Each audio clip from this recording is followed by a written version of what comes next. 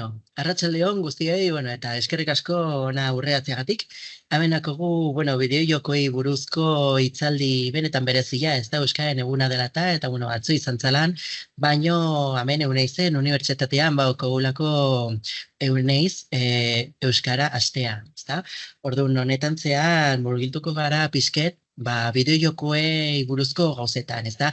Nola euskarak eta nola bueno, euskal tradizioak, euskal kulturak ere lekua daukan bideojokoen barruan, ezta? Leku honetan, pizken modernua dela eta gauza berriak atatzen dituena, eta gaur egun, bueno, gauza originalak atatzen dituena ere, eta horretarako bauzkagu bi ponente berezi guretzat, eta, bueno, alde batetik hemen dakogu Cristian Rodríguez dela Euskal Encounterreko beste jardunaldietako bueno, ordezkaria edo kudeatzailea, eta bueno, eta bestalde daukagu Koldo Gutierrez dela bideojokoen graduko euneisko irakaslea. Orduan, bueno, eskerrik asko ona etortzagatik. Zuei, inbitatzegatik. Hori da, muchas gracias. Horrexela, bueno, jakinazteko hori, Koldo, euskaraz daki eta azoi gabe ere mugitzen da, baina momentu hortan, bueno, justo Belarri Press bezala arituko da webinar honetan, orduan, bueno, arazoi gabe ere, hemen hasiko dugu dana. Lehenik eta behin, hasiko gara pizket, ez da, deskribapen bat egiten, aurkezpen nimino bat egiten, eta, bueno, azteko, Cristian, mesedez? Tira, nire lana ez aparte, nire lana da programazioan, baina ez da honetarako zer bezia.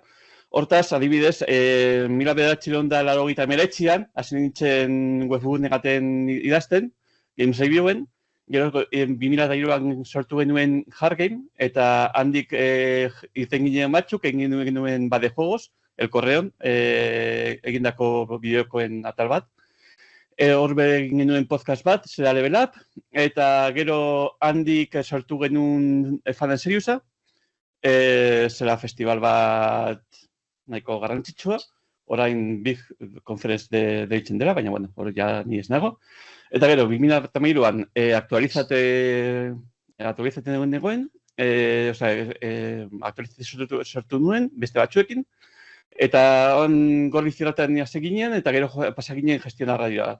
Zera Espainia Estatu Osoroko irrati bat. Eta azkenean ja, 2015an, Euskal Encontrera sartu nintzen, eta, tira. Euskadin, bideojokoak eta ordenagailuetan aritzeko, Euskal Encontrera da lekurik aproposena baliteke. Primeran. Jada Euska gogorazpen batzu Gorli izan nintzen, eta oso gertu egon nintzen Gorli Zirratiarekin momentu batzuetan, eta bereziki justo haintxe Gabona Katadian dauzkagula, ezta? Baina beneta interesgarrixe da, eta bueno, azken finean bi profila baita baita zurea, baita Koldorena, nabaiteko kazetaritza arlokoak dira, ezta? Modu baten, modu bestean, bueno, horrela aritu zarie. Orduan, Koldo, mesedez? Bueno, pues eso, yo soy periodista en realidad y de hecho me moví también un poco en el mismo entorno que Cristian, de eso nos conocemos un poco de eso hace unos cuantos años, que nos hemos perdido la pista y está bien volver a reencontrarnos aquí gracias a este evento que has preparado. Y bueno, yo me voy en ese entorno también de los festivales de videojuegos y también colaboraba con algunas web y también colaboro puntualmente con El Correo, con artículos de cultura y demás, pero bueno, desde hace unos años soy profesor de videojuegos en la Universidad CEUNEIS de Vitoria y también en algunas otras entidades. También a veces me dedico a la gestión cultural de eventos relacionados con el videojuego y la labor más artística, cultural y divulgativa del videojuego. Y concretamente en la Universidad de UNED soy profesor en los dos grados de videojuegos, tanto en el de arte para videojuegos como el de desarrollo y diseño para videojuegos. Primeran, eta eskerrik asko ere, bueno, hasiko gara orduan, eta bereziki hori, gaur egungo izenburua baita, euskarari buruzko bideojokoak eta ere, kultura, tradizioa eta horrelakoa dituzten bideojokoei buruz hitz egingo ditugu, ezta? Utzi egingo dugu. Orduan, berez, Cristian, alduzunean, gentzake aurkezpenarekin?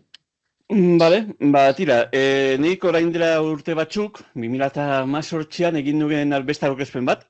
Ez dela hemen ikusten den Euskararen zenbaki arazoa, eta zen azaltzeko Euskara, nahiz eta guretzat oso garrantzitsua den, eta oso garrantzitsua den, zenbaki arazo batzuk ditu. Eta hori ikusteko, hemen daukate adibidez, entzulei galdera batzuk egiteko. Adibidez, ia norbaitek dakin Euskarin egindako bideojoko bat. Ia norbaitek esaten duen... Koldo ez du balio, Koldo badakit bera jakingo duela. Zenbait, baina bueno. Jendea pentsatzea. Hemen dauzkaguna, jada Gameus ezagutzen dute. Orduan, noski daudela bideojokoak hemen, euskara eginak. Baina hortaz, ez zaten ezer gehiagorik.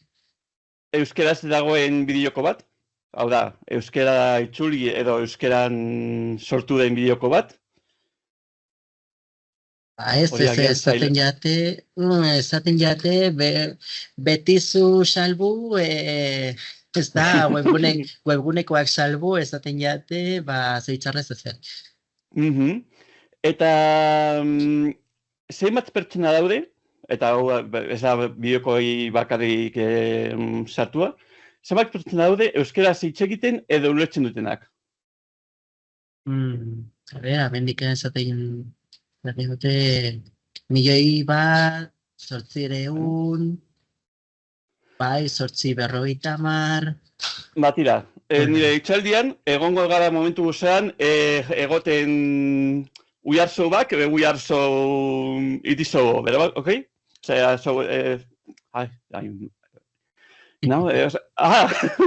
hori nago hainbeste hizkuntze aldatzen.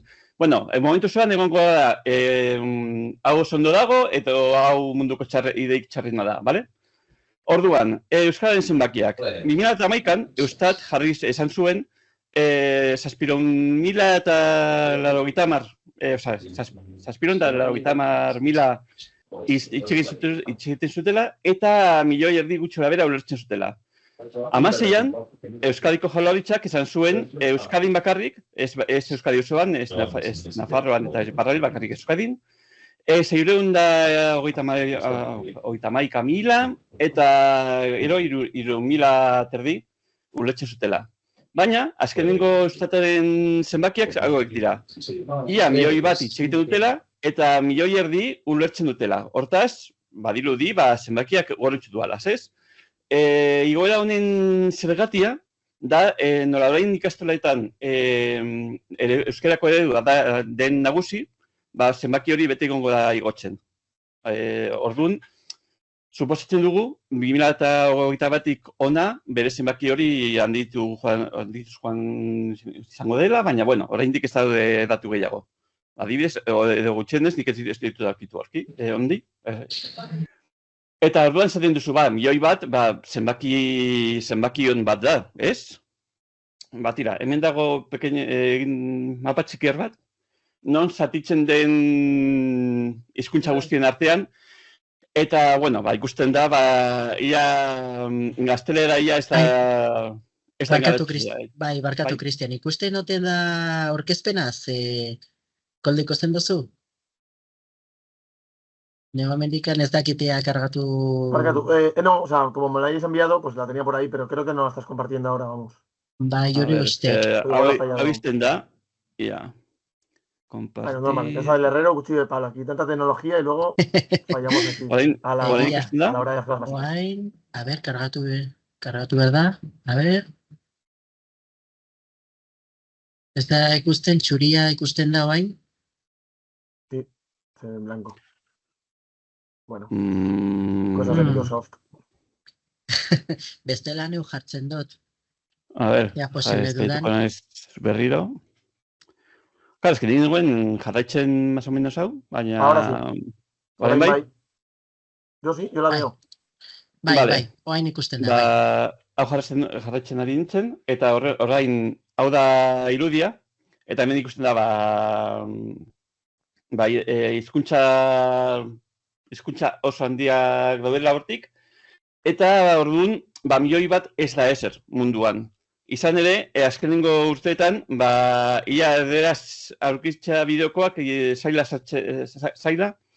ari da izaten. Adibidez, azkenen gaur atera da Metroid joko berri bat, eta ez da gazteleraz ere itzuli. Hortaz, bideojokoak itzultzea gauza zaila da, eta bakarrik milioi baterako, adibidez, ez da normalean egiten.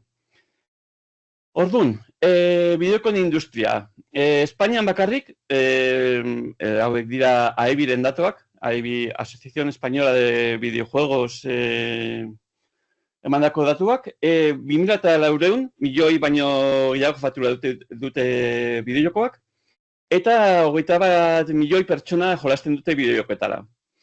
Eta 2023-tik 2024 handiketa hori 10 izan da. Bla, bla, bla, bla. Orduan, hau ona izango litzateke, bale? Osea, 21 milioi jende ondo dago. Baina, momentu latx bat gaude, eta adibidez azkenengo urteetan, bideojokoen industria gero eta txarrago dago. Adibidez, momentu onenetik egonda, orain gaude momentu oso txar batean, eta urtero, milaka lagun kalean geratzen dira. Microsoft, egon zen urte asko, diru asko sartzen bideojokoetan norbait izateko, eta behin lortu duenean, adibidez, esan du, ja ez da nire prioritate bat, eta orain, inteligentzia artifiziala dago mugitzen bere nahi guztia. Eta, adibidez, Nvidiako buruzagia, Jensen Huang, argitsi du, beraik jazirela grafika, Nvidia normalean da ordenagailuetan, da grafikak egiten zituenak. Eta ja esan du, beraien negozioa ez dela grafikena, baizik eta inteligentzia artifizialeko gauzak ekipamendua jarri. Baita gaur atera da, atxatera zen berria, Micron memoria ramen fabrika handi bat, esan duela ja bezeroentzat, osea, jendearentzat ez duela gehiago egingo. Dena inteligentzia artifizialako dago dela. Hortaz, momentu latxa bat da bideojokoetarako. Baina, nahiz eta aurrengo urteetan baliteke berri txar gehiago egotea, beti gogoratu behar dugu ET. Eta zer gertatu zen, 80an, izan zen bideojokoen krisi handi bat. Horren irudik argiena, ET bideojokoa izan zen, eta egin zituzten milaka kopia bideojoko honetaz, eta nola ez duten saldu, basamortuan lurperatu zituzten. Eta hemen dago argazki bat horren inguruan. Eta hau ekartzen dutuko gora, eta momentu hartan bazirudien bideokoak ez zirela hortik aterako. Bazirudien bideokoen industria guztiz bera bukatuko zuela. Baina, 10 urte gero, berriz aurrera atera zen eta handik eguneraino. Hortaz, euskerari txatxia, adibidez, Euskadin badago non ikasi. Adibidez, dago Euneiz, dago Digipen, Arrobia ikastola, o Bicex Implika, eta badago nun lan egin. Ez hainbeste, eta lehen adibidez geneukan Delirium, Relevo, Kaya Studios, guzti hauek ja ez daude, zoritxarrez. Baina orain adibidez dago Mainloop, dago Barkatu, Cristian, barkatu. Relevo todavía existe, ¿eh? Relevo sí que existe. Ah, Relevo todavía existe, De vale, hecho, vale. te digo porque justo estuve con John Cortázar, es un estudio de Bilbao, estuve con John hace 2 semanas y pude hacer con él, en un par de semanas voy a hacer una cosilla con él. Entonces, Ujú, Relevo sigue adelante, vale. sí. Es que no, Está como unida a Main Loop, como que trabajan juntos, pero Relevo sí que existe. vale, azken urteetan ez nuen ez jakin Relebori buruz. Ja, Manekien, Jon Cortázar zegoela main loopekin lan egiten, eta orduan petxatzen hori nuen da. ja main loopen zegoela. Baina, bueno, hori ondo dago orduan, Relebo jarraitzen du, bale? Eta tekniko hau, dira batzuk egiten dituztela mugikorreko bideokoak, bale? Hortaz, Euskadin badaude aukerak bideokoen munduan sartzeko. Eta honetaz aparte, beti dago aukera kanpora joateko. Adibidez, nirekin ikasi zuen Aitor Santa Maria Ibirika, hemengoi askoi ez esango, baina adibidez lan egin du Hitmanen bideokoetan, eta bain dago Santa Monikan, egiten God of War Ragnarok eta horiek guztiak. Hortaz, hemendik jende asko on atera dira. Eta euskeran zuen bideokoak aurkezteko bere dago aukerak. Dago Euskal Encounter, Gamegune edo bi adibidez. Hortaz, nun daude aukera gehiago adibidez? Lehen, hauek dira Euskal Encounterko bi irudi. Hau zen, lehenengo Euskal Encounterkoa, hor guztiak gazteak ziren, eta... Izela, Nola aldatu den. Bai. Eta hau da aurten egin duguna, eta ikusten da gauzak ez dira berdinak. Osea, han gazteak ginenak... Esa imagen, corrígeme si me equivoco, esa primera Euskal fue en el frontón de Tolosa, o por ahí, ¿fue? Sí, pues bueno, o algún pueblo por ahí. Sí, en un pueblo de Guipúzcoa profunda. Sabino me va a matar porque no me acuerdo ahora del nombre, perdón, te he hecho una pregunta trampa. Como soy profesor, siempre lo voy a pillar. Pero bueno, un frontón de Guipúzcoa, que no es como actualmente en el BEC o la Feria de Muestras de Bilbao, sino que es un sitio pequeño y menos preparado. Barkatu. Eta hangoaz urtero... Guztiok etxegitera eta prestatzea guztia, baina orain ez daukat izena buruan. Baina, bueno, hori. Lehen, gazteak ginenean, gu ginen jolasten genuen bakarrak. Ziren nagusiak jolasten zutela bideokoetara, baina gutxienak dira. Orain, gazteak jarraitzen dute jolasten bideokoetara, eta nagusiak garainak, ja daukagu kultura hori bideokoetan aritzeko. Hortaz, orain, bideokoak izan daitezke, bai, gazteentzat, eta baita ez garenok ja gazteentzat. Hortaz, hau izan behar da beti ikuspuntu on bat bideokoak egiten dituztenentzat, eta orain ez da bakarrik jarri umei edo gaztei saltzeko bideokoak, baizik eta merkatu handiago bat da. Eta hori, inoiz baino jokala ibigago daude, adin guztietakoak, 2017an agertu zen datu bat, esaten mundu osoan, 3 pertsonatik bat gutxienez jolasten zutela bideokoetara. Eta garrantzitsua da, euskara bideokoetan egotea, zen eta ikusita datu hauek, adibidez, mundu osoan 3tik bat jolasten dutela, euskarak ezin du galdu aukera hori. Egon behar da hor, eduki behar du aukera bat euskadiko gazte batek edo nagusi batek jolastea bideokoetara eta ia posibleen euskaraz egitea, baina bueno, hori da gutxo euskaren zenbaki arazoa. Eskerrik asko. Eta neu bentsabako galderatxo bat. Zezken finean, hori ez da, hitz egiten etzela gaztei buruz, nola aldatu diran, gaur eguneko modak eta, zer egin... Barkatu. Gogoratu naiz, urretxu. Urretxu, behira. Bai.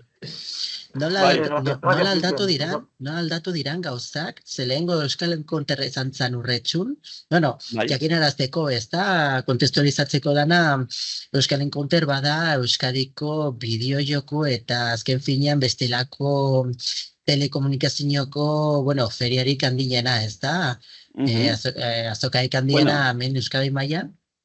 Azaldu behar da, hasieran ez zela bideokoetan aritzen. Izan ere, hasieran Euskal Amiga zen eta hasi zen eszenaritzatzea. Hau da,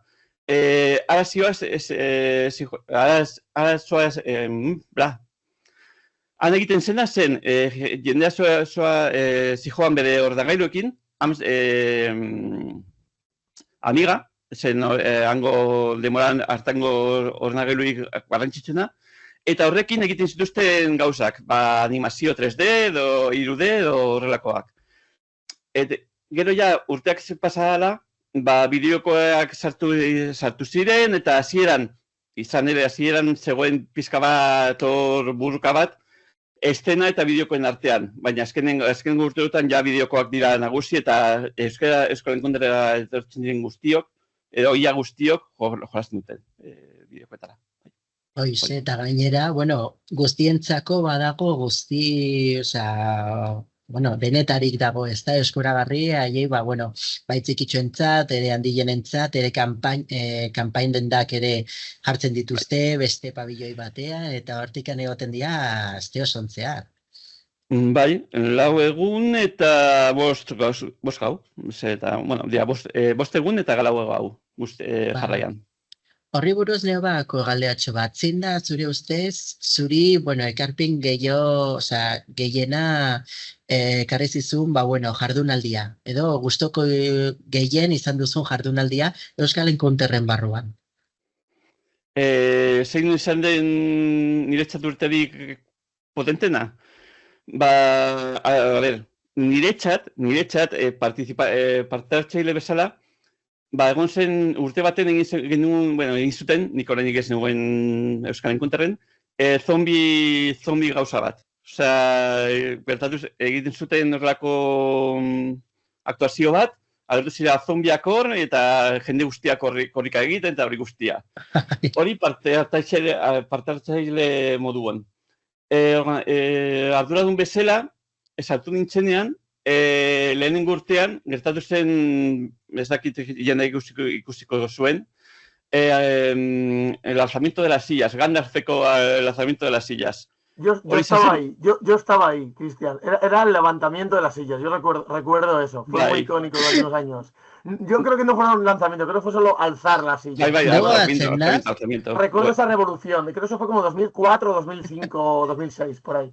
Bueno, lehengo egon ziren horrelako momentu batzuk, baina egon zen urte baten, izan zela 2015an, nizatu nintzenean, izan zela itxela. Eta YouTuberen bidez, jende asko ikusi zuen, eta izan zen momentu oso zirragarria guretzat.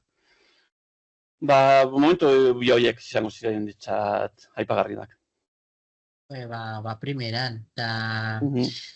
eskerrik asko eta, geroago jarraituko galderatxoekin, eta gero ja kolokio bat moduko bat egiteko, eta, eskerrik asko, eta guain, Koldo Gutierrez, ere, EUNICEFeko bideojokoen graduko irakaslea, bai arte gradukoa, baita, noa da, diseinu gradukoa.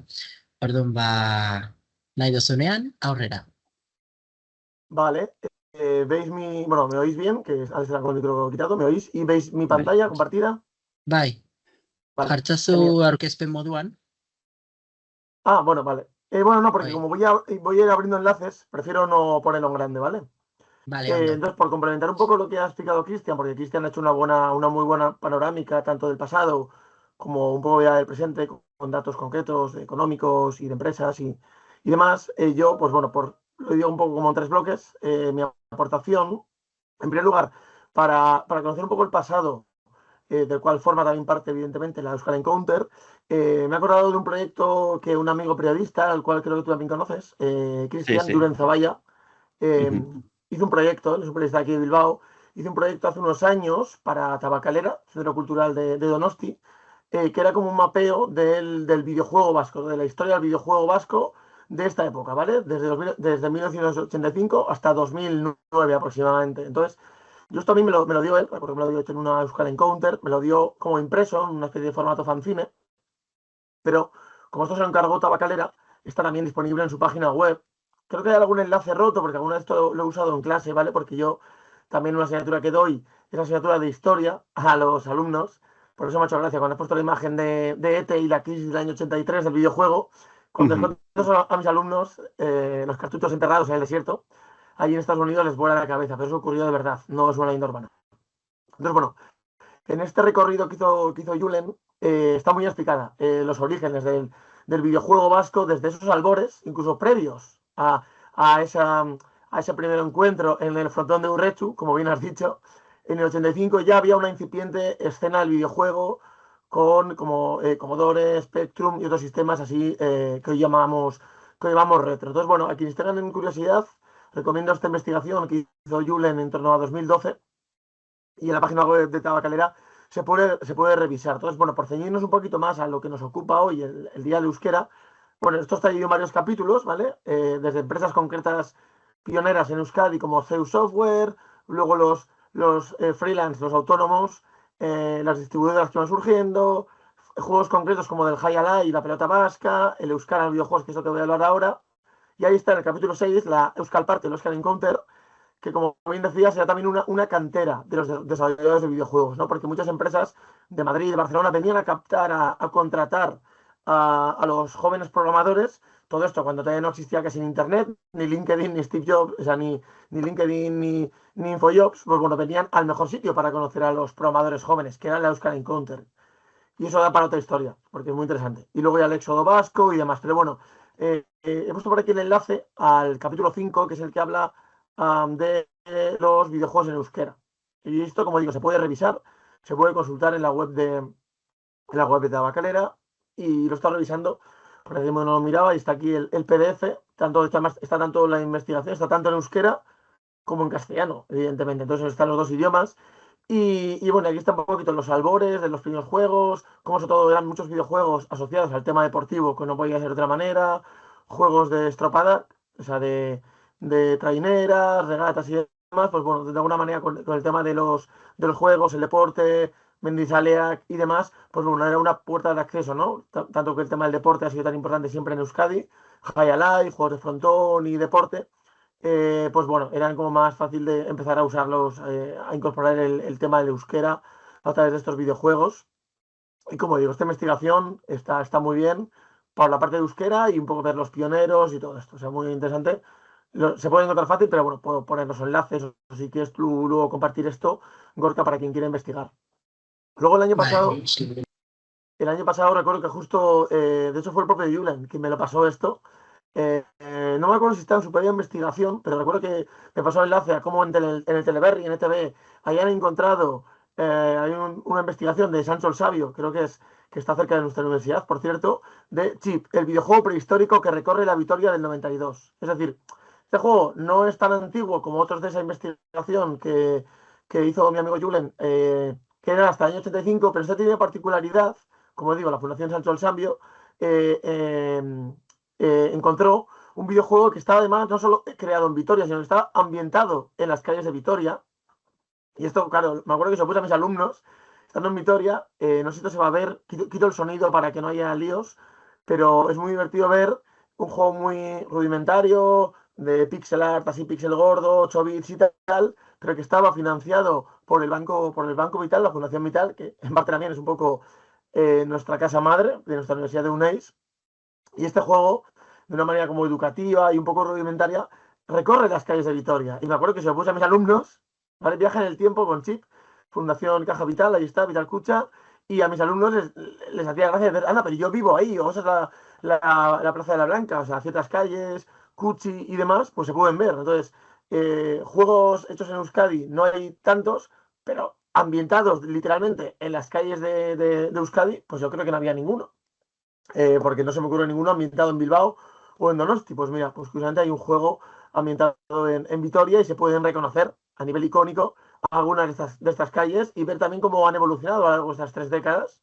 Así que esto como curiosidad, pues ahí se puede ver, hay un par de vídeos en YouTube y en la Fundación Sancho el Sabio se puede llegar incluso a revisar porque costaba emular, luego en el vídeo explicaban cómo era complicado emular hoy en día, no me acuerdo si está en formato CD o en formato disquete este juego que haya financiado directamente el banco. Entonces muestro un poco a modo de curiosidad, un poco la parte más retro. Y yendo al presente, creo que es importante hablar de la labor que está haciendo Gamerantia, que es una asociación, es una página web, digamos, una revista de videojuegos, pero sobre todo es una asociación que está haciendo una labor de divulgación del videojuego vasco y sobre todo del tema del euskera. Entonces, esta web lleva ya en torno a una década y es muy recomendable. Son muy activos en redes, tienen su propio grupo en Telegram y todas las noticias, reportajes, entrevistas se publican en euskera. Entonces, bueno, son muy activos, hacen muchas actividades y podría hablar mucho sobre ellos, pero voy a ceñirme a un par de cosas. Por ejemplo, en la parte de se me oye bien, ¿no? Que estoy aquí hablando del tirón, Gorka. Bai, arazo Por gabe, si acaso. dan ondo. Vale. Aquí en la página web lo siento muy dividido, como por blog, juegos, aparte de Kimenak, que es decir, actividades y eventos. Pues bueno, podemos ver un poco el tipo de talleres, charlas que hacen. Por ejemplo, en Chocotecnia son charlas que llevan haciendo desde 2008, tienen su propia web, algunas están grabadas, otras igual se han perdido por ahí, pero bueno, son actividades, charlas, ponencias, con todo tipo de expertos en la industria. Esta es la última que han tenido con varios ponentes. Nayara, que se dedica a temas de QA y traducción. El último, Asier Garachena, precisamente es alumno nuestro de UNAIS y colaboramos bastante con él. Pero bueno, buscan siempre pues, expertos de la industria del videojuego de Euskadi, pero, o como decía antes Cristian, ¿no? Que igual algunos están ya fuera de Euskadi, ¿no? Que han dado el salto y están en Inglaterra, en Estados Unidos o en otros sitios, ¿no? Porque al final, pues, bueno, esta industria va creciendo y más algunos se quedan por aquí y otros dan el salto y se van a otros sitios, ¿no? Pero bueno, ¿qué más tienen por ahí? En Tocotecnia tienen este tipo de actividades. También suelen organizar la Euskal Jam o la Euskal Game Jam. Hace poco hablé con ellos porque algún año ha sido por octubre, noviembre, pero este año habían cambiado las fechas. Entonces, esta es la web antigua y todavía no tienen fecha, pero creo que me dio a entender que querían hacerlo igual para en torno a febrero o marzo, ¿vale? Todavía no está habilitada la web, pero suele ser una Game Jam, es decir, es un formato típico de videojuegos, de crear videojuegos a lo largo de 48 horas, normalmente suele ser un fin de semana, y los participantes voluntariamente pues trabajan en equipos, suele haber un tema dado que viene desde arriba o desde los sitios, ¿no? En este caso lo organizan ellos, entonces, bueno, suelen ser juegos creados en euskera, también ellos dan un tema y lo supervisan. Suele haber una parte online y también presencial. Recuerdo que yo estuve en la de hace 2 años, en 2023, que fue en el Vizcaya Aretoa, pero también quienes quieren participar online a través de Discord o otras plataformas, pues bueno, la única exigencia es que sean juegos en euskera y toda la comunicación, la participación y tal se haga en euskera y luego los juegos se habilitan y se suben a Itch.io y están ahí disponibles, creados a través de cualquier videojuego, de cualquier sistema que puede ser Blender, Unity o Godot, como vemos aquí, que es un motor gráfico que está cada vez más de moda. Pero otra cosa que a mí me gusta mucho de lo que tienen ahí en Gamerantia es también su labor mediante de traducción de videojuegos al euskera. Y esto lo tiene aquí habilitado en la parte de arriba, tiene un botón, Euskarazko Jokoak.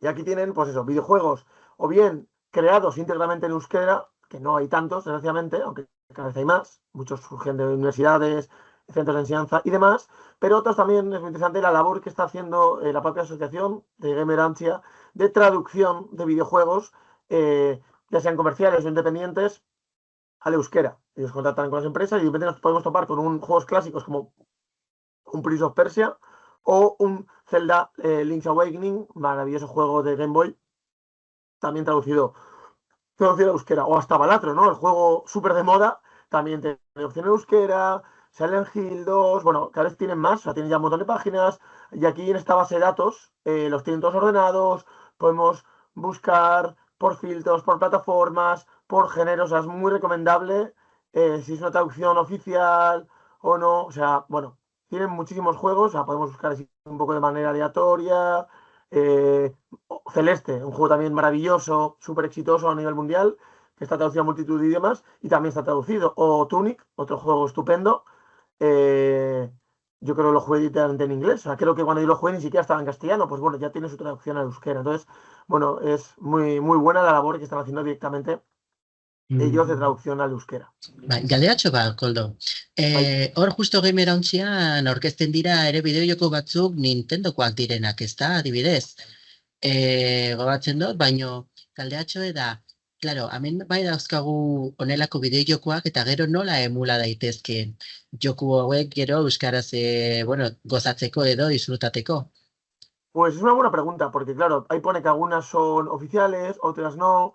Entonces, bueno, pues aquí algunas funcionan pues a través de emulación. O sea, al final, claro, esto es como un servicio extra que no siempre es fácil, ¿no? Hay juegos como Papers, Please, por ejemplo, que sí que está habilitado, porque hace poco lo volví a jugar hace 2 años, por su aniversario, y digamos la propia versión, sea en Steam o sea en tablet, digo, jugué la versión de iPad y te encuentras ya que las opciones está habilitado inglés, castellano, multidiomas y euskera.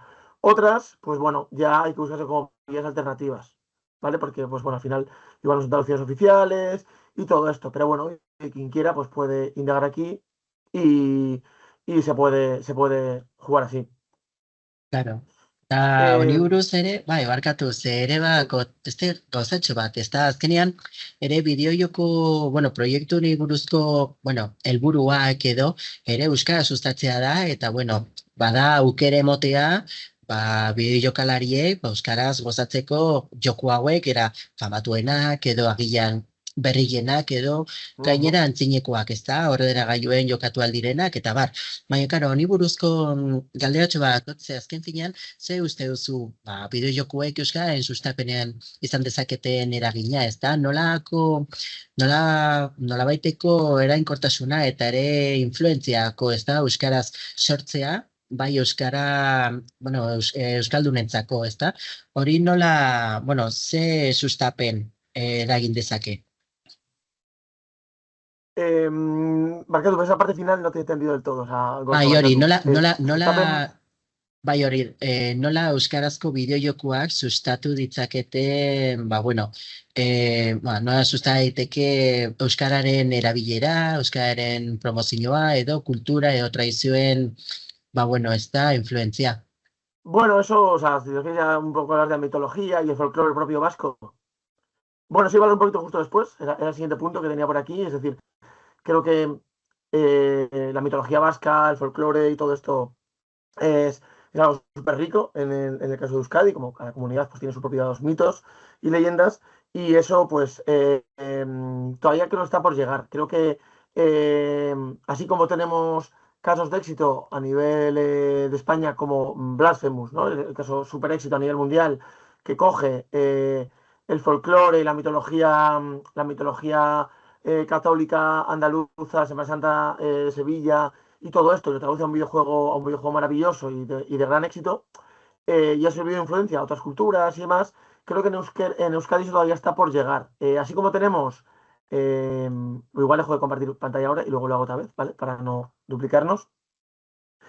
Así como la tenemos, por ejemplo, el fenómeno en el cine de Pablo Urquijo, ¿no? El director precisamente de Gasteiz, que acaba de estrenar su tercera película, Gaua, ¿no? Después de Rementari e Irati, que son películas de folclore, donde abarca el folclore vasco, mitologías que todos conocemos, estudiamos en el colegio y demás, y un poco pasado por la visión de Paul Urquijo y tal, y son películas de éxito y que también que triunfan más allá del ámbito de Euskadi. Creo que eso todavía está por llegar en el caso de los videojuegos. Y esto igual, Cristian, me puede ayudar, porque es verdad que yo más de una vez me he encontrado con presentaciones o ferias o ejemplos de estudiantes diciendo antes que me enseñan como proyectos o prototipos de adaptar la mitología de Basajaun, Mari, las lamias y tal. Y digo, o sea, qué guay, joder, ojalá esto crezca y se convierta en un juego propio. Pero nunca, no he llegado a ver esos juegos, o sea, creo que se quedan por el camino y no ha llegado, insisto, corregidme si me equivoco, a salir de manera comercial, aunque sea un juego independiente, uno de esos juegos. Es una pena porque llegó un momento, me acuerdo que un año en el que vi como 3 proyectos, como prototipos, que bebían de esta Irten fuente de zen la bat, mitología uste dut, vasca. Sorgina. Sorginei buruz, Vale, egun zela joko bat. Sorgina creo que pirulina. estaba por aquí, creo que lo he visto en la base de datos, sí. Bai, Eh, hori uste dut atera zela. baina horretaz aparte, bueno, dago gauza bat, ezagutzen duzue Baldur's Gate 3, ez? Bai, noski. Beraien egileak, Baldur's Gateen egileak direla... Oin ez zaite bura etortzengo. Son de Bélgica. Baina, bera izena, nola da? Larian Studios. Larian Studios. Bere aurreneko jokoak ziren Divinity Original Sin. Divinity Original Sin lehenengo atalean zeuden pertsonai batzuk deitzen zirela tximista, sua eta lurra. Zen gauza bitxi bat eta... Esto no lo sabía. En el juego original de ellos, y estaban en euskera, además los nombres... Original Sinen, bai, lehenengo atalean, Original Sinen lehenengo atalean, zeuden hiru etxai, bat zela tximista, bestea zela lurra eta bestea sua. Eta, baziren, eta sua zen, suarekin egiten zuen burruka, tximista, tximistak botatzen zituen, eta, hortaz, hortik ere daude eredutxu batzuk euskara mundua zabalduta.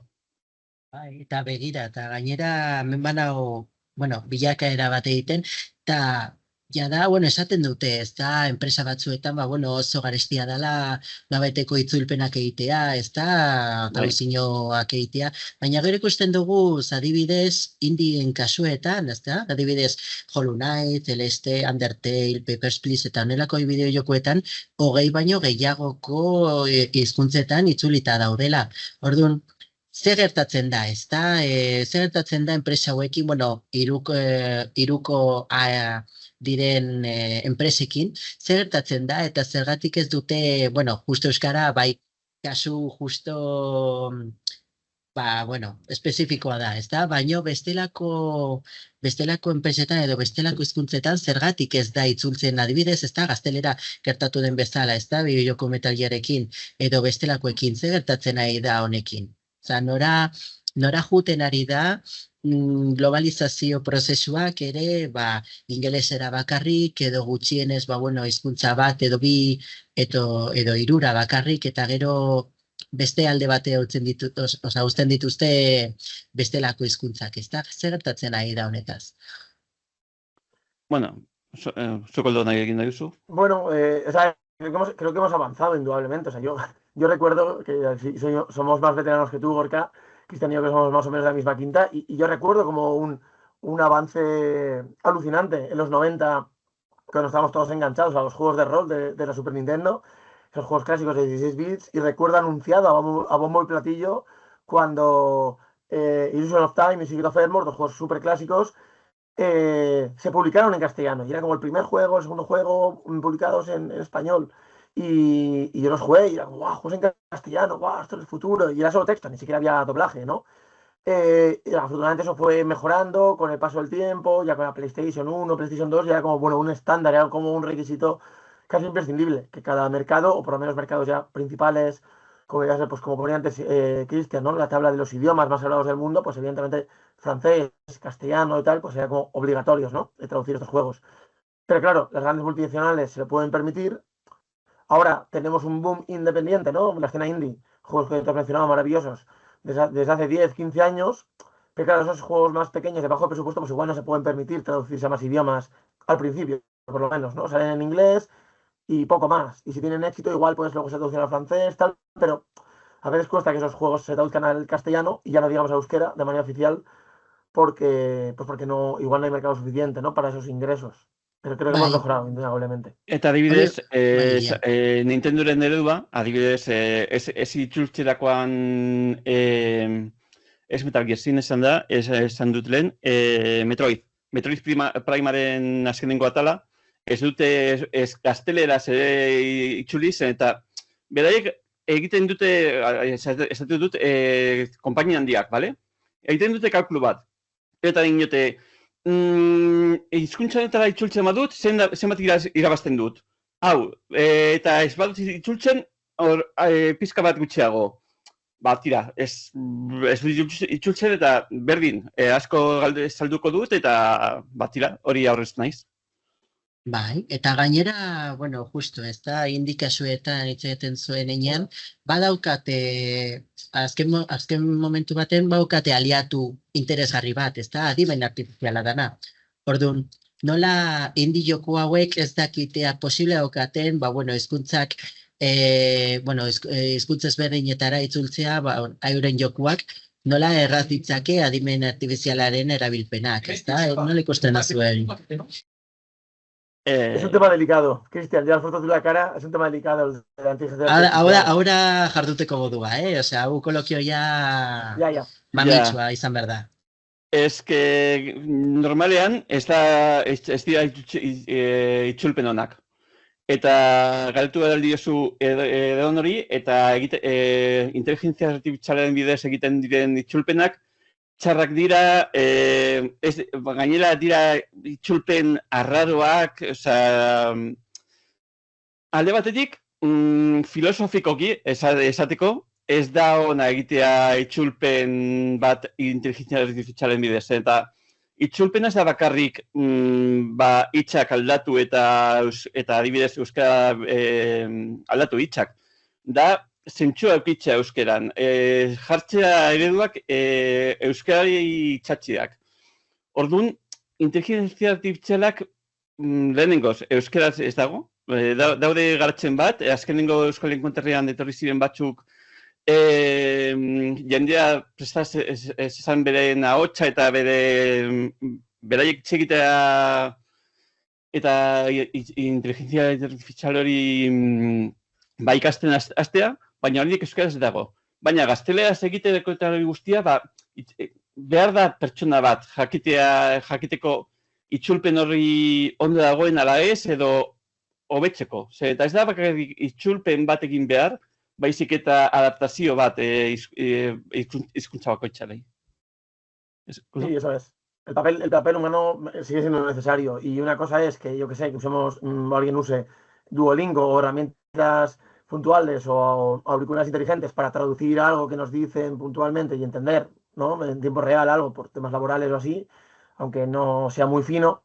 Pero claro, jugar un juego entero que dura muchas horas, o un juego como Baldur's Gate, que tú has puesto de ejemplo, un juego tan largo, tan rico en cuanto a texto, voces, tal, traducido íntegramente así, sea como leerte un libro de 300 páginas traducido con IA. Vale, pues una frase o dos nos la podemos leer para entender el sentido, pero nos sacaría de la ilusión, ¿no? O sea, ese pacto ficcional que tenemos con un juego, con una obra de fantasía, de ficción, pues ahí le veríamos las costuras. Entonces, bueno, eso evita que probablemente algunas empresas recurran a ello para abaratar costes, ¿no? Como ha dicho antes Cristian, las empresas grandes todas hacen sus tablas de Excel y ven si les renta o no, como dicen los jóvenes, hacerlo de una manera u otra, ¿no?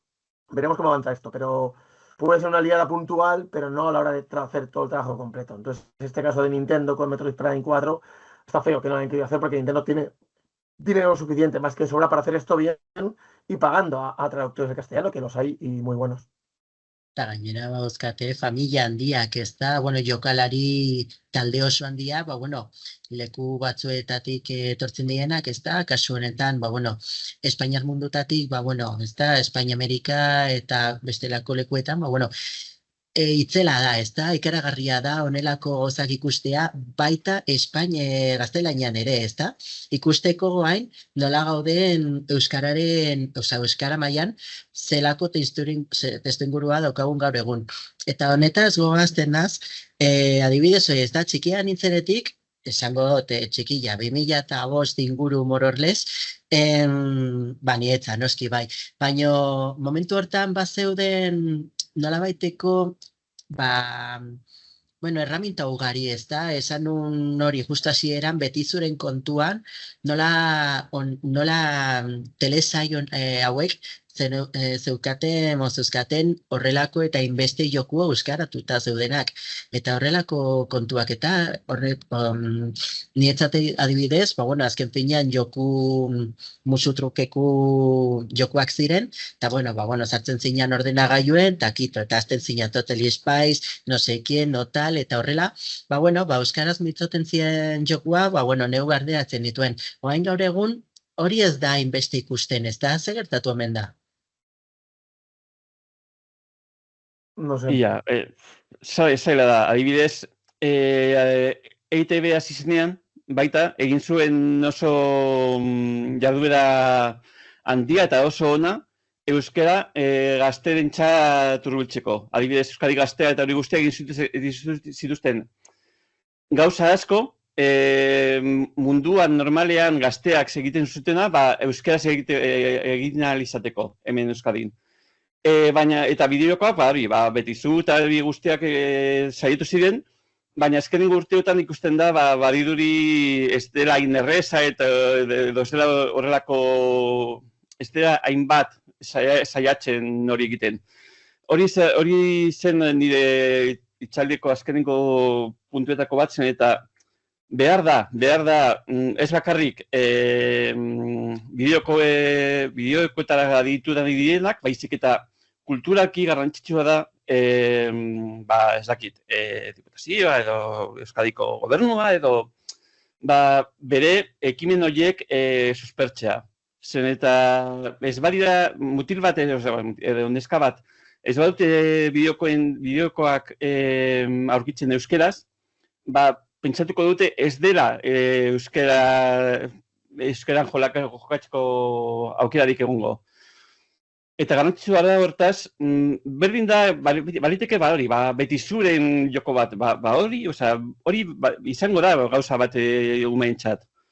Baina egon behar dira, eta hortaz ez dakit, hori, hasieran ETBek egiten zuen lan handi bat, musikarekin eta bideokoetan baita... Más importante, también con la serie con los dibujos, ¿no? O sea, nuestra generación, los 90, aprendimos euskera, algunos mejor que otros, como veis, pero bueno, con Drago y Bola, ¿no? O sea, Drago y Bola marcó una generación y a través de, ¿no? El tema del idioma y eso era un aliciente, ¿no? Para los más jóvenes, ¿no? Entonces, hacer a través de la televisión, del anime, pero también intentar hacer con los videojuegos. Pues bueno, igual es más cara, ¿no? La inversión con el videojuego, pero creo que ITV está haciendo una labor estupenda con otras plataformas como Macusi, Primeran, ahora han lanzado Wow, ¿no? Con la plataforma de audio y podcast. Pues bueno, intentar, no te digo crear su propio videojuego, porque sabemos que los videojuegos son caros de hacer, pero apoyar de alguna manera, como estás diciendo tú, Cristian, con la traducción, o sea, hacer una labor ahí, o bien ETV directamente, o el gobierno vasco, pues tratar de fomentar eso también. Sería estupendo. Eta gainera, bueno,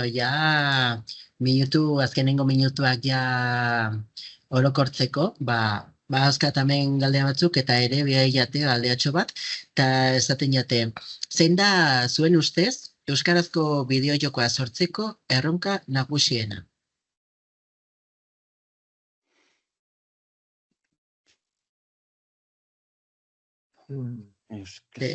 Badauzkagu ekintzak, badauzkagu, suspertze lanak edo, badauzkagu graduak, badauzkagu lehiaketak. Bai, adibidez, graduena gauza kurioso bat da zen, eta The Witcher 2 atera zenean, irabazi zuen Fanasiusen urte horretako txapelketa, eta bere negirekin egon nintzen egiten, eta beraiek izaten zuten, beraientzat raroa zela, zen eta beraiek han momentu hartan, ez zukaten non ikasi bideokoak egiteko. The CD Projekt, Polonian zeuden, eta han egiten zituzten bideokoak egiten zuen jendea kanpoan ikasi zuena, eta gero han Polonian egiten zituztenak bideokoak. Hemen ikusten zuten zeudela bideokoetaz ikaseko leku asko, baina zirela bideokoak egiten. Eta hori beraientzat gauza raroa zen, eta zen guk ez dagoela non ikasi eta non erakutsi bideokoak egiten ditugu, eta zuek hemen guztia daukazula ez duzu egiten. Ez dakit. Bare dago kasua, esan dudala, ez direla zenbakiak, ez daudela zenbakiak.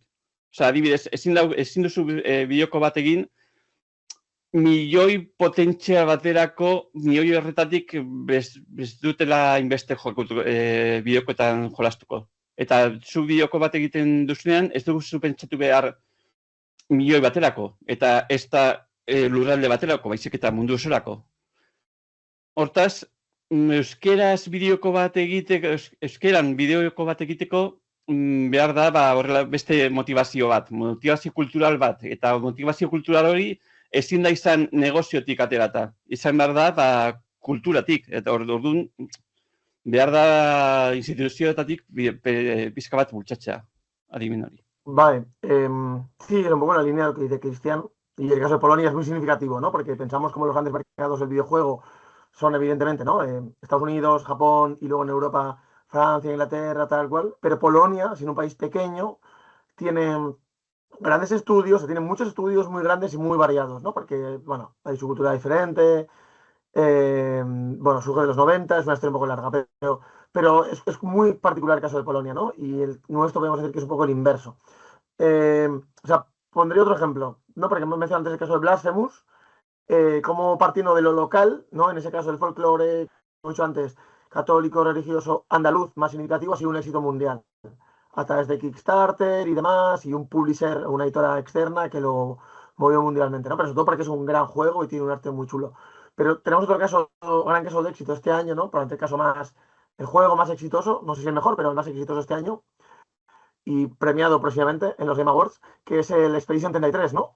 Un juego hecho en Francia, que parte de lo local, de la Belle Époque francesa, con estilo muy francés, con fantasía y tal, pero de repente es coger la cultura francesa, desde un punto de vista como muy espectacular, muy comercial, y que se convierta en un éxito planetario, y que interese tanto en su propio país, ¿no? Sabemos que los franceses son a veces mucho buenistas con su propia cultura y demás, pero así un juego que tiene éxito también en Inglaterra, en Estados Unidos, en Japón, se traduce un montón de idiomas y va a arrasar en los Game Awards de la semana que viene, ¿no? Y algo como muy propio, ¿no? Pues, bueno, muchas veces lo local se puede apelar a un mercado global, ¿no? Entonces, como dice Cristian, intentar beber de la cultura vasca, como hace, pues eso, Pablo Urquijo con sus películas, pero no con la visión comercial, sino simplemente por hacerlo de manera respetuosa, profunda, interesante, y que eso pues pueda tener un éxito planetario. Si es un juego bueno, divertido, pues igual que al final hemos aprendido un montón de la cultura polaca, de cierta manera, con The Witcher, aunque surja de la ficción, pues, ¿por qué no? O sea, creo que ese puede ser un objetivo, intentar hacer un juego más ambicioso, pero partiendo de la cultura vasca y que de repente, pues, fuera de Euskadi, conozcan a nuestros mitos y leyendas, ¿no? Creo que eso puede llegar a ser una aspiración asumible a plazo medio. Bai, egia. Eta gainera, bueno, Expedition hogeita hamairugarren kontua ere benetan bitxi izan da, ezta?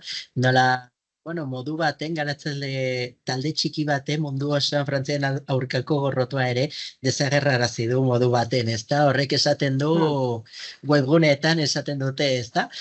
Baina benetan bitxia da, eta bueno, honen kontestua eta testuingurua ere ezberdina da, ezta? Azken finean izan zian, bueno, garatzaile asko, baino Ubisoftetik etorritakoak gehienak, eta bueno, haien artean, joku hau benetan txulada bat izan da, eta geu ere disfrutatu egin dugu, eta bueno, benetan hortik handauz Game Awards sarietan. Orduan, ez dakizu ze esango zan edozun, Cristian, edo? Ez, bakarrik, esan duzunean talde txiki bat, eta... Bueno, txiki bat. Hasieran egon zen horrelako zurrumurru bat, eta izan zen hasieran bultzatu zuen asko Expedition hogeita hamairuren mitoa. Zirela, independiente batzuk, bideokoen maitasunarekin egin dutela guztia, eta, bueno, gero agertu da, dirua zeukatela. Osea, eta hogeita hamairu ez zirela. Izan direla azkenean, bideokoa primerakoa da, eta ez dago pegarik horretan, baina mito hori bere kendu behar da zen, eta bestela jendeak eukitzen du oso iruditxar bat pentsatzen, baina beraiek egin dute, 33 pertsonak egin dute gauza hori, eta egia ez da hori, egia da, diru asko zeukatela, eta hortaz, kontu handi hartu behar dira gauza horiek zen, eta bai, polita da pentsatzea, baina egia bestelakoa da. Eta benetan izan zen, bueno, testu inguru konkretua, ez da gantatzen berdina Hollow Knightekin adibidez, edo, bueno, orain dela Silson adibidez, eta bestelako jokuekin oso ezberdina da. Bai, Koldo?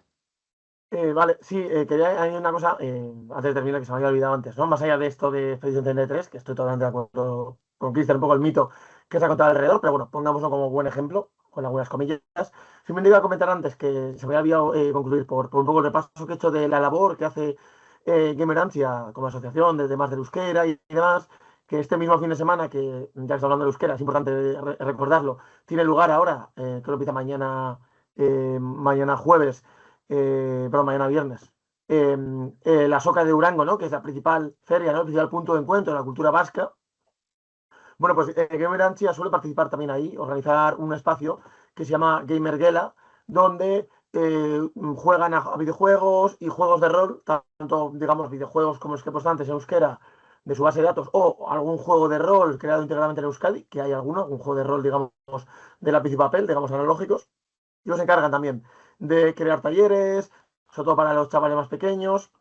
Y esto va a tener lugar, si no he encontrado aquí mal en su web, el 8 de diciembre, ¿vale? Porque este lunes es fiesta, entonces, pues este Gamer Gala, organizado por Gamerantia, de videojuegos y juegos de rol de euskera, dentro del espacio de la SOCA de Durango está bien, ¿no? Que también la apoya SOCA como espacio importante o esencial de la cultura vasca, pues aparte de ser la literatura, que es lo principal, y pues la música y tal y cual, cada vez está pues, apoyando más también, ¿no? El tema del videojuego, ¿no? Antes se lo reclamábamos a ETV, pues bueno, al menos la SOCA sí que ha puesto el foco y sabe dónde está parte del público joven y dice, bueno, pues una vía de acceso para los más pequeños, igual es a través de fomentar el uso de los videojuegos o los juegos de rol en euskera. Entonces eso creo que es también de aplaudir. Eta gainera hortik antzi joan ere azkeneko galdera eta ja webinarra amaitzeko, bueno, azkeneko galdera, ez da? Duangoko azoka justo hor pare-parean daukagula eta justo ez da momentu berezia eta aprobetxagarriena da, bueno, gazteok horra aurreratzeko eta euskarazko kontenidua eta horrelako kontuak ez da barneatzeko momenturik interesgarriena da, ez da? Bueno, beste batzuk barne, beste ekitaldi batzuk barne, baino ere hori izango zen ere azkeneko galdera, ez da? Nola erakarri gazteak, bai? Lehen gertatzen zen neinean, ez da, adibidez hori, bai betizu, bai dragoi bola, bai horrelako kontuekin, nola erakartzen ditu gorain gazteak, euskarazko jokuetara berriz, hor badaukagulako, ez da, nola globalizazio prozesua, bai ere, bueno, mainstreameko kontuak, ere YouTubek eta horrelako kontuak dana beste hizkuntzetan egiten dituzte, gaur eguneko txikitxoak ere, bueno, primeran moduko proposamenak ere oso interesgarriak dira, baino uste eta adibidez berandu etorri diela, ez da? Berandu baino hobe, ez da? Baina horrelako kontuei begira nola erakartzen ditugu berriz euskarazko konteniduetara? Es una buena pregunta. Ahí está el kit de la cuestión y nosotros igual no somos expertos, aunque nos dediquemos también un poquito al ámbito de la comunicación.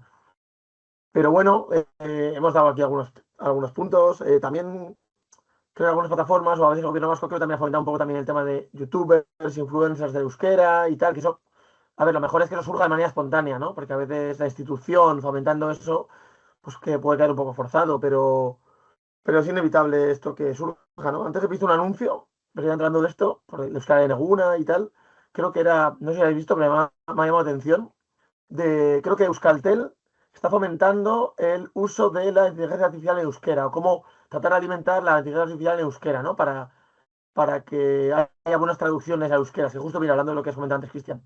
Y digo, mira, pues que Euskaltel está tratando de fomentar esto para educar, con muchas comillas, ya sabemos cómo van estos los algoritmos, las redes neuronales, ¿no? Pero igual que en comunidad, pues de la misma manera que antes se fomentaba, pues, ay, venga, tenemos que fomentar que haya una Wikipedia en euskera, o más artículos de la Wikipedia en euskera para mejorar esto de todos. Pues bueno, esto es una labor que entre todos, y también me incluyo como periodista, como profesor y tal, tratar de fomentar esto, ¿no? O que nuestros juegos, los juegos de nuestra universidad, estén también disponibles en euskera, por ejemplo.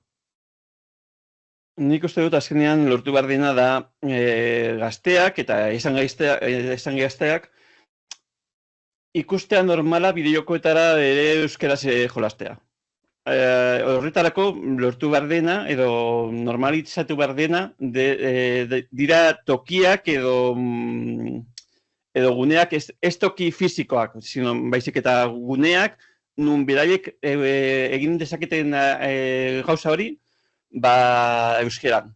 Adibidez, Euskal Enkontren, zer esango dut, oso leku ona da horretarako, eta ara badoaz gazteak edo helduak, eta jolastu nahi badute euskeraz, jolastu dezakete.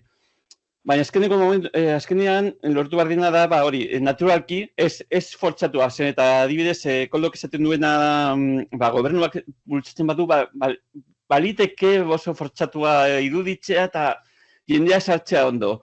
Baina ikusten badute, joaten direla 4 lagun jolastera Euskal Enkontrera, edo beste zuintokita, Euskal Enkontrera esaten dut, hori, Euskal Enkontrera delako.